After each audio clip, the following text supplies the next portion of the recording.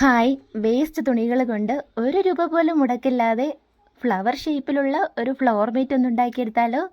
അതിനായിട്ട് ഞാൻ ഇത്രയും വേസ്റ്റ് തുണികളൊന്നും എടുത്തിട്ടുണ്ട്. ഇത്രയും ആവശ്യമൊന്നുമില്ല. നമുക്കിതൊന്ന് കുറച്ച് കളർ സെലക്ട് ചെയ്തിട്ട് കട്ട് ചെയ്തെടുക്കാം. പിന്നെ കൂടെ വേണ്ടത് ഇതുപോലെ ഒരു ക്ലോത്തിൻ്റെ ക്യാരി ബാഗും കൂടി വേണം കേട്ടോ. നമുക്ക് നമ്മുടെ ഫ്ലവർ മേറ്റിൻ്റെ അടിയിലായിട്ടുള്ള ലൈനിങ് കൊടുക്കാനാണ് എടുത്തിരിക്കുന്നത്. ഇതുപോലെ ഒരു അടപ്പും കൂടി എടുക്കാം. അത്യാവശ്യം നല്ല വലിപ്പമുള്ള ഒരു അടപ്പെടുക്കാം. ഇതിൻ്റെ അതേ റൗണ്ട് ഷേപ്പിൽ തന്നെ നമുക്കൊന്ന് കട്ട് ചെയ്തെടുക്കാവേ. ഈ റൗണ്ട് ഷേപ്പ് കട്ട് ചെയ്തെടുക്കുന്ന നമ്മുടെ ക്ലോത്തിൻ്റെ ക്യാരി ബാഗിൻ്റെ പീസ് ഉണ്ടല്ലോ, ഇതിൻ്റെ മുകളിലായിട്ടാണ് നമ്മുടെ വേസ്റ്റ് തുണി കൊണ്ടുള്ള ഫ്ലവർ മേറ്റ് സ്റ്റിച്ച് ചെയ്തെടുക്കാനായിട്ട് പോകുന്നത്. അപ്പോൾ ഇത് നല്ല റൗണ്ട് ഷേപ്പിന് തന്നെ കറക്റ്റായിട്ടൊന്ന് റൗണ്ട് ചെയ്ത് വരച്ചു കൊടുക്കാം. ഇനി ഒന്നും കൂടി 1 ഇഞ്ച് ഗ്യാപ്പ് വിട്ടിട്ട് ഒന്നും കൂടി ഒന്ന് വരച്ചു കൊടുക്കാവേ. അതെന്തിനാന്ന് വെച്ചാൽ നമുക്ക് തയ്യൽ തുമ്പിന് വേണ്ടിയിട്ടാണ് കേട്ടോ ഇങ്ങനെ ഒന്ന് 1 ഇഞ്ചും കൂടി വിട്ട് കൊടുത്തിട്ട് ഒന്ന് വരച്ചു കൊടുക്കുന്നത്. ഇനി ഈ ലൈനിൽ കൂടി നമുക്ക് നല്ല നീറ്റായിട്ട് റൗണ്ട് ഷേപ്പിൽ തന്നെ ഒന്ന് കട്ട് ചെയ്തെടുക്കാം. അപ്പോൾ ഏകദേശം ഞാനിവിടെ കഴിഞ്ഞിട്ടുണ്ട്. ഇനി ഇത് നമുക്കൊന്ന് അടപ്പ് മാറ്റി കൊടുത്തിട്ട് നല്ല നീറ്റായിട്ട് തന്നെ നമ്മുടെ ക്ലോത്ത് ക്യാരി ബാഗ് കട്ട് ചെയ്തെടുക്കാവേ. ഇതിപ്പോൾ 2 പീസും എടുക്കുന്നുണ്ട്. അത്യാവശ്യം നല്ല തിക്കായിട്ട് കിട്ടും. അപ്പോൾ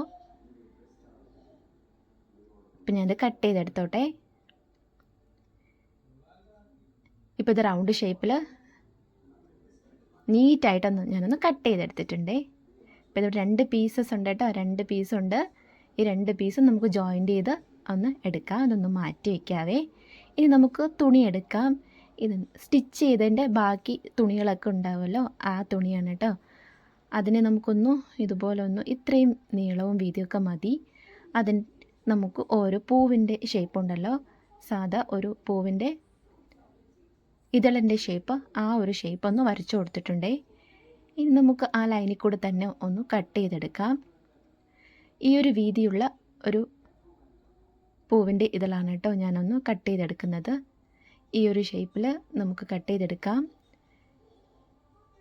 ഇതേ അളവിൽ തന്നെ എക്സ്ട്രാ കുറച്ച് കട്ട് എടുക്കാവേ. അപ്പോൾ ഇതുപോലെ ഞാൻ എക്സ്ട്രാ വേറെ കളേഴ്സും കൂടി എടുത്തിട്ടുണ്ട്.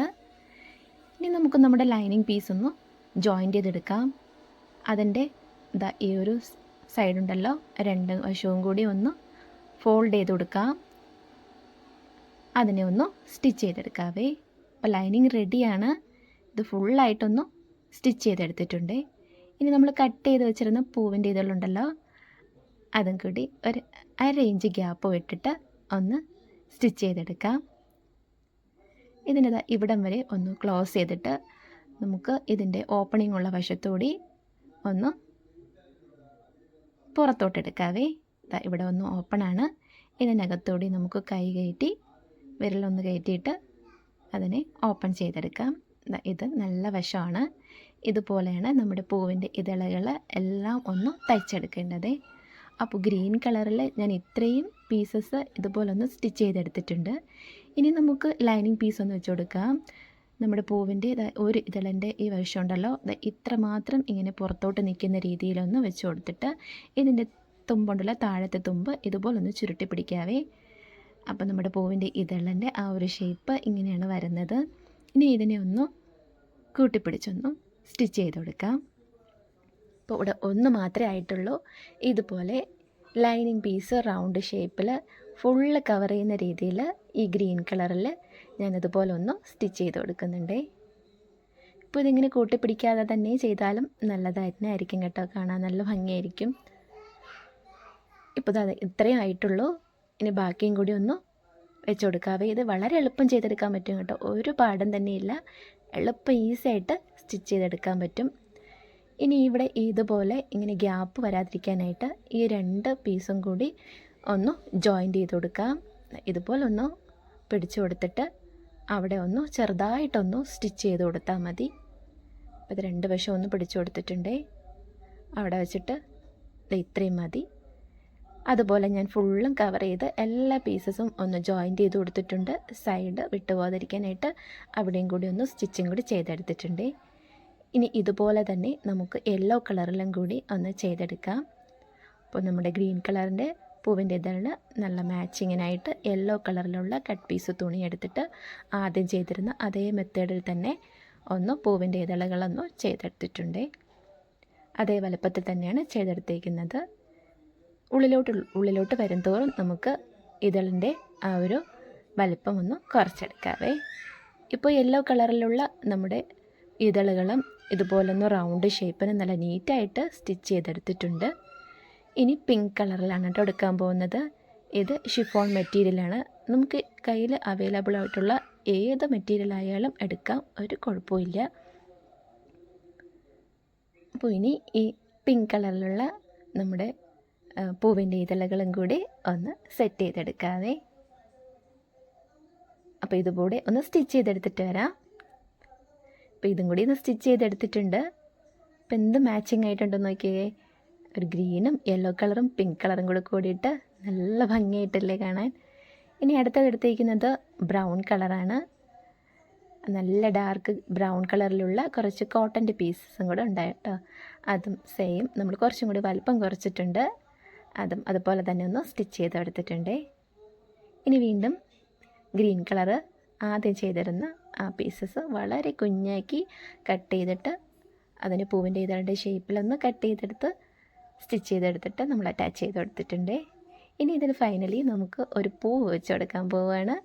അതിനായിട്ട് ഇത് പിങ്ക് കളറിലുള്ള ഒരു തുണി എടുത്തിട്ട് ഇതുപോലെ ഒന്ന് ഫോൾഡ് ചെയ്ത് സ്റ്റിച്ച് ചെയ്തെടുത്തിട്ടുണ്ട്. വലിയൊരു പൈപ്പിംഗ് പോലെ. ഈ ചെയ്യുന്ന കണ്ടപ്പോൾ എല്ലാവർക്കും മനസ്സിലായിട്ടുണ്ടാവുമല്ലേ, ഇത് റോസ് ഫ്ലവറാണ് കേട്ടോ ഉണ്ടാക്കിയെടുക്കാനായിട്ട് പോകുന്നത്. ഇനി ഇതിലേക്ക് നമുക്ക് സൂചി നൂലും കൊണ്ട് അതിൻ്റെ ഏറ്റവും താഴ്വശം ഒന്ന് സ്റ്റിച്ച് ചെയ്ത് കൊടുക്കാം, അവിടെ നിന്ന് ഇളകി പോരാതിരിക്കാനായിട്ട്. ഇതുപോലെ ഒന്ന് ചെറുതായിട്ട് നല്ല ഷേപ്പൊക്കെ ഒന്നാക്കി കൊടുത്തിട്ട് ഇടയ്ക്കിടയ്ക്കൊന്ന് സൂചി നൂലും കൊണ്ടൊന്ന് കോർത്തും കൂടി കൊടുക്കാം, ഇളകി പോവാതിരിക്കാനായിട്ട്. നമുക്കിഷ്ടമുള്ള ഫ്ലവർ ഒന്ന് ചെയ്ത് വെച്ച് കൊടുക്കാവേ. നടുക്കൊരു ഫ്ലവർ വെച്ച് കൊടുക്കുമ്പോൾ ഫ്ലോർ മീറ്റിന് ഒരു പ്രത്യേക ഭംഗിയായിരിക്കും കാണാനായിട്ട്. അപ്പോൾ ഇതുപോലെ ഒന്ന് കോർത്ത് കൊടുക്കാം. ഇപ്പം നമുക്ക് വേസ്റ്റ് തുണിയിൽ ബനിയൻ തുണിയൊക്കെ ഉണ്ടാകുമെന്നുണ്ടെങ്കിൽ അത് വെച്ചിട്ടും നല്ല സൂപ്പറായിട്ടുള്ള ഫ്ലോർ മേറ്റ് നമുക്ക് സ്റ്റിച്ച് ചെയ്യാതെ ഈസിയായിട്ട് കൈ കൊണ്ട് തന്നെ ചെയ്തെടുക്കാം. അപ്പോൾ നമുക്ക് ബനിയൻ തുണി കൊണ്ടുള്ള സ്റ്റിച്ചിങ് ഇല്ലാതെ കൈ കൊണ്ട് ചെയ്തെടുക്കാൻ പറ്റുന്ന ഫ്ലോർ മേറ്റിൻ്റെ വീഡിയോ അടുത്തതായിട്ടൊന്ന് അപ്ലോഡ് ചെയ്യാവേ. നല്ല അടിപൊളിയായിട്ടുള്ള ഒരു ഫ്ലോർ മേറ്റ് ഇടാവേ. അപ്പോൾ നമ്മുടെ റോസ് ഫ്ലവർ ഇവിടെ റെഡി ആയിട്ടുണ്ട്. ഇതുപോലെ തന്നെ നടുക്കായിട്ട് ഒന്നും കൂടി ഒന്ന് സൂചി ഒന്ന് കയറ്റി കൊടുക്കാം, തിരിച്ചൊന്ന് ഇറക്കി കൊടുക്കാവേ. അപ്പോൾ ആ നടുക്കത്തെ പോർഷൻ മുകളിലേക്ക് ഇളകി പോരാതെ നല്ല നീറ്റായിട്ടിരുന്നോളും. ഇനി നമുക്ക് ഫ്ലോർ മേറ്റിൻ്റെ നടുക്കായിട്ട് വെച്ചെടുക്കാം. ഇനി അതിൻ്റെ അടിവശത്തോട്ടൊന്ന് എടുത്തിട്ട് നല്ല കട്ടിക്കൊന്നു ഇതുപോലെ ഒന്ന് സ്റ്റിച്ച് ചെയ്ത് കൊടുക്കാവേ. അത് ഇളകി പോവുകയും ചെയ്യാതിരിക്കാനായിട്ട് നല്ല രീതിക്കൊന്ന് നമുക്ക് തിക്കായിട്ട് തന്നെ ഒന്ന് സ്റ്റിച്ച് ചെയ്തെടുക്കാം. അപ്പോൾ നമ്മുടെ വേസ്റ്റ് തുണി കൊണ്ടുള്ള ഫ്ലവർ ഷേപ്പിലുള്ള ഫ്ലോർ മേറ്റ് ഇവിടെ റെഡിയാണ്. അപ്പോൾ നിങ്ങൾക്കെല്ലാവർക്കും ഞാൻ ഉണ്ടാക്കിയ ഈ ഫ്ലോർ മേറ്റ് ഇഷ്ടമായിട്ടുണ്ടെന്നുണ്ടെങ്കിൽ ഒന്ന് ലൈക്ക് ചെയ്യാനും സബ്സ്ക്രൈബ് ചെയ്യാനും മറക്കരുതേ. അപ്പോൾ നമ്മളിത് പുറകിൽ വശത്തും കൂടി ഒന്ന് കെട്ടിട്ടെടുത്തിട്ടുണ്ട്. നല്ല സൂപ്പറായിട്ടുള്ള നമ്മുടെ ഫ്ലോർ മേറ്റ് റെഡി ആയിട്ടുണ്ട്. ഇതിൻ്റെ വലുത് ചെയ്തിട്ടാലും വളരെ ഭംഗിയായിരിക്കും കാണാനായിട്ട്. ആര് വന്നാലും നമ്മുടെ വീട്ടിലൊന്ന് കയറുമ്പോൾ തന്നെ ഒരു പ്രത്യേക ഭംഗി. നമ്മുടെ ഈ ഫ്ലോർ മേറ്റ് ഇഷ്ടമായിട്ടുണ്ടെന്നുണ്ടെങ്കിൽ എല്ലാവരും ഒന്ന് സബ്സ്ക്രൈബ് ചെയ്യാൻ മറക്കരുതേ. ഇതുപോലുള്ള നല്ല അടിപൊളിയായിട്ടുള്ള ഫ്ലോർ മേറ്റിൻ്റെയും വേസ്റ്റ് തുണികളുണ്ടാക്കുന്ന വിവിധതരം ക്രാഫ്റ്റ് ഐഡിയ ആയിട്ട് വീണ്ടും കാണാൻ കൂട്ടുകാരെ. എല്ലാവർക്കും ബൈ ബൈ.